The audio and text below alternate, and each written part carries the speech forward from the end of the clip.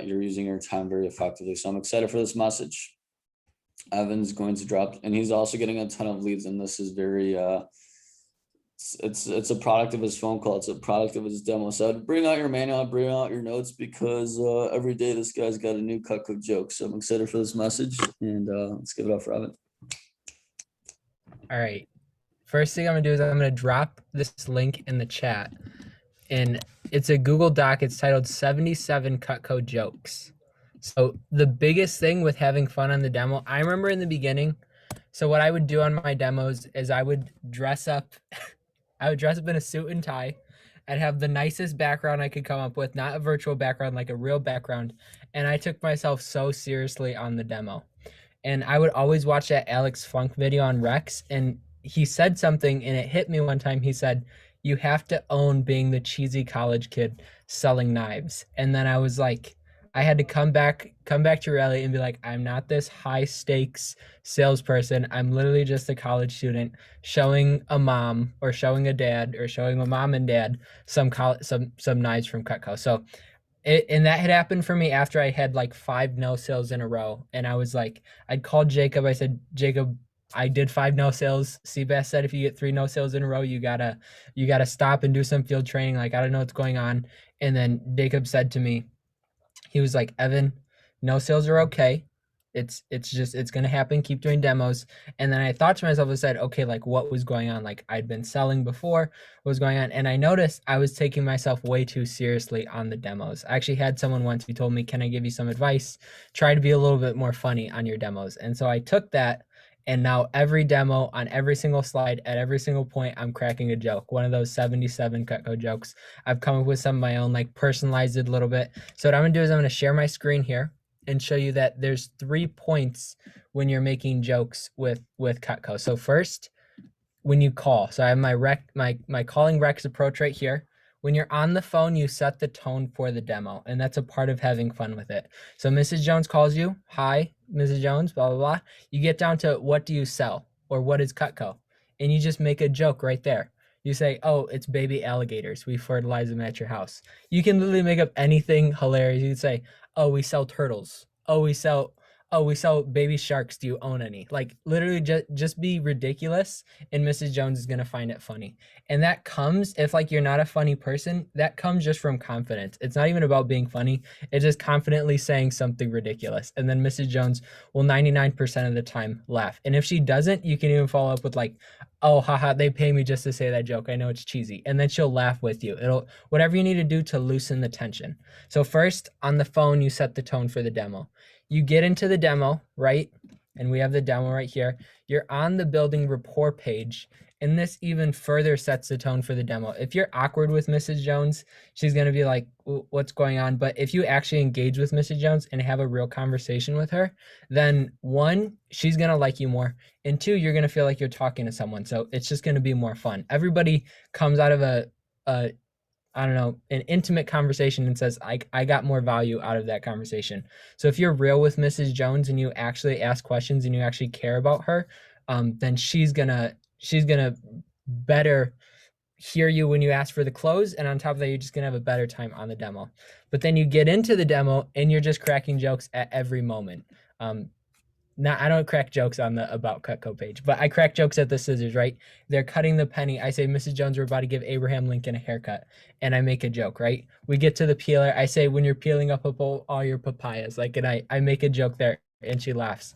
When we get to the knife page, I say, Mrs. Jones, there's better ways to get iron in your diet than a rusty knife. So constantly making jokes. And if you build rapport well, you can even start to like joke in a way that she's gonna like personally laugh too, not just like, oh, haha, it's funny. So Cutco knife, it's like Hannah Montana. You get the best of both worlds, the stainless and the carbon. And the Mrs. Jones laughs at that every time. You cut through the rope, you say, it's going to take 17 million years to get through this knife right here. Every single time you're making a joke, and you just continue it. I don't make a joke. Real quick. I'm gonna pause real quick. If you don't have your manual and you're not taking notes in this on the slides and what kind of jokes he's asking, I would do that. Right? If you're sitting there texting or whatever you're doing, like this, I want to see Evan's demo, because I would have a great time. And it makes sense why you're averaging 10 to 15 rocks and you're enjoying the job. And you've moved up to the management and you're gonna be a kick-ass branch and you're gonna crush it. Anyways, keep going. Yeah. So when you get to this page, this is a joke I made up. I always say this. I say, Mrs. Jones, when you send in your knives to get them sharpened for free, that'll be like 20 years from now. And by that point, we'll have drone shipment. So you come back from vacation, you'll see the drone dropping down, drops it off right in front of your house, brand new. And she always laughs at that because it's just something everyone can connect with. Making jokes that we can all connect with is something that's going to make Mrs. Jones feel closer to you. You get on this one. I don't make a joke too much. I guess you can make a joke about this person who probably wants to talk in the Cutco video in the back right there. But you ask Mrs. Jones questions about her food. You can poke fun of the way she eats if you have that good enough rapport. But usually you can joke as you go on. The paring knife, Cupid's favorite knife, the trimmer, tomato murder when you slice a tomato. You're just constantly making jokes. Spatula spreader, you can make fun of the way the person actually uses just one utensil, doesn't clean it off before they do the peanut butter. Just constantly making jokes. The turning fork, the best one is you can poke Mr. Jones to wake him up. It doubles as an alarm clock. So all these jokes are on that 77 jokes of Cutco. The butcher knife, it's the samurai knife that they use in Fruit Ninja, the video game, if you didn't know. It also cuts frozen meat. If you were going to cut down a tree, Mrs. Jones, this is the knife you'd want to use. You always just want to make jokes. Petite chef, this knife is so sharp you don't even have time to cry when you cut the onion, Mrs. Jones, and she's going to laugh. Bread slicer, I don't make a joke on this page, but there's probably one for this page. Turning fork, Mrs. Jones, if you ever drop the meat in the dog chunks and tries to get it, you got to wipe off the dog hair before everyone else sees it. That carving fork is going to work well for holding it up. Constantly making jokes. And so then you make jokes all the way you get down to the close. Let's say Mrs. Jones says no. Let's pretend she says no and you get to Rex, right? You're still making jokes. You still want it to be fun for Mrs. Jones. So yesterday I had a no sale and Mrs. Jones, we got to the Rex after building a huge like list for her and dropping down all that stuff.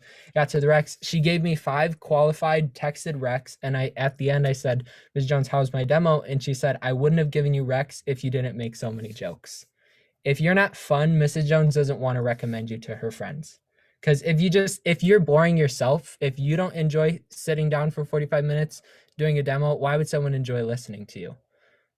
And that's a question you want to ask yourself, because we need to be so much fun that Mrs. Jones wants to invite people to sit down for a demo. Because I mean, on the phone we say, oh, it's 45 minutes, Mrs. Jones. Well, we all know our demos take sometimes an hour and a half. And if you're boring for an hour and a half, there's no way Mrs. Jones is going to say, I'm going to have my 7 friends listen to you too. Unless if she just doesn't care. But mostly Mrs. Jones is like, I'm not going to bore my friends.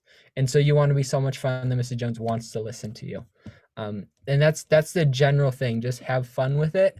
And when you have fun with it, an easy way to do that, because in the beginning I wasn't fun with it, and I just started implementing those jokes until I started thinking they're funny. And then the cheese knife. Oh, Mrs. Jones, you just can't use this knife on Sundays. Do you know why? Because it's the holy knife. She laughs at him like, sorry, that might have been cheesy. If you want me to stop, tell me to just cut it out. If you don't get the point, I'll stop too. Like, you just constantly joke. Even to the point where it gets like ridiculous. Just joke. Because then at some point, even if the jokes are bad, she's gonna laugh at you making dumb jokes, and then she'll still feel better. But main thing, have fun, set the tone for the demo in the beginning. On the phone, set the tone during rapport, build enough rapport to make jokes confidently.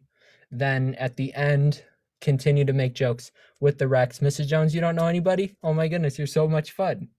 No, I'm just kidding. You probably don't know anybody. And then be like, no, I'm just kidding. Like, that stuff can only happen when you build enough rapport with Mrs. Jones, and you can ask those more intimate questions, which sometimes come from having those jokes. And that is my talk. Cool. Let's get some takeaways in the chat box. I'm not gonna go out loud because we do gotta run. But he's fun. He's not. He got those no sales. Realized this is not me. Why am I doing this job and trying to be a person I'm not? It's not even cool to be that kind of person at this age, because why grow up so quick? You guys know me. I have a ton of fun. Jacob is himself too. the penny joke, I thought that was awesome. I mean, I haven't done that since virtually, but it just makes sense. Do everything. If you're used to selling in person, do the same stuff that you do in person online. You're authentic and you're able to say crazy to your client when you have that rapport. So great job, Evan. That was awesome. Jaquiz, I know she announced to everybody that